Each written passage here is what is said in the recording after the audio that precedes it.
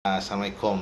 Saya bersama legend kita Abang Kazah bersama lagu terbaru beliau. Apa bang? Tajuk dia? Gemas lupa dah. Bayanganmu. Bayangan bertamu. Boleh dapatkan pen drive. Dalamnya ada lagu terbaru daripada Kazah.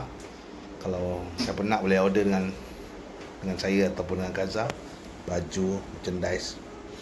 Lagi beberapa hari lagi kita akan bertemu untuk pelancaran album Jiwa Angkarat di Taman Rimba Temple.